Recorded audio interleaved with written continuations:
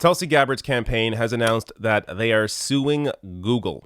So they are seeking an injunction against Google from further meddling in the election and damages of at least $50 million. Now, what is this all about?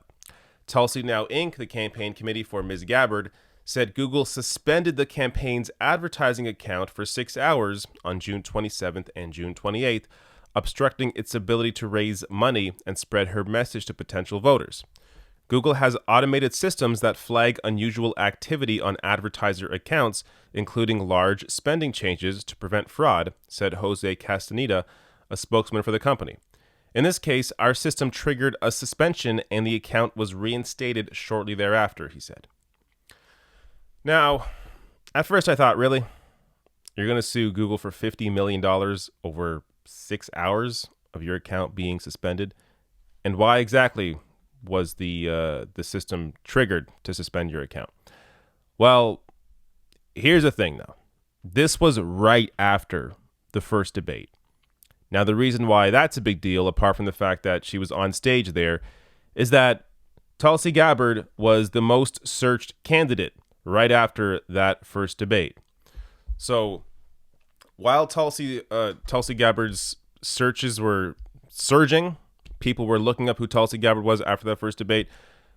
The campaign was not able to capitalize on that to be able to potentially raise more money than they did during that 6 hours. So the lawsuit also said that Gabbard's campaign believed its emails were being placed in spam folders on Gmail at a disproportionately high rate when compared with emails from other Democratic candidates. Google's arbitrary and capricious treatment of Gabbard's campaign should raise concerns for policymakers everywhere about the company's ability to use its dominance to impact political discourse in a way that interferes with the upcoming 2020 presidential election, the lawsuit said. Now, I'm not quite sure how you prove the spam folders thing. I mean, I have no idea how they would get the data on that to see that their emails are being put in spam folders more than other accounts. I mean, it's possible they're correct, but I'm just not sure how you prove that. And the account was reactivated at 3:30 a.m. on June 28th. So again, only lasted 6 hours.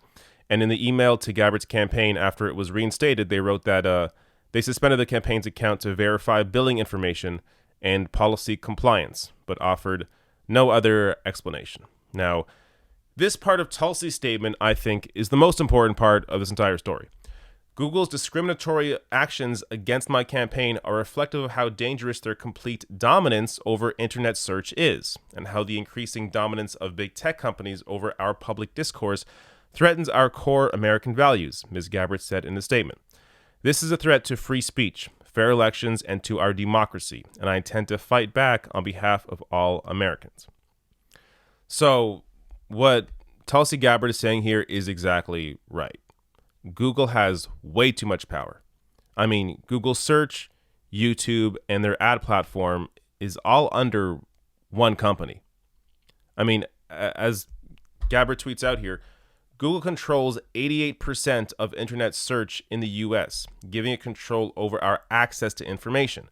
Google's arbitrary suspension of the account of a presidential candidate should be of concern to all Americans. So, look, apart from the lawsuit, which I got questions, I mean, $50 million. Look, I'm not going to defend Google here. I have serious issues with Google, especially YouTube, and especially their ad platform. I just don't know if this is a serious lawsuit. I think what this does do, though, is it puts light on the fact that Google does have way too much power. And linking this to actual policy, this is why you need to break up big tech. So Warren's plan to break up big tech, I think, is fantastic. I think all the other candidates should be adopting it. And good news, Tulsi Gabbard does support it. So she tweeted out back when Warren unleashed her plan, absolute power corrupts absolutely. I agree with Senator Warren on the need to break up big tech companies like Facebook, Google, and Amazon.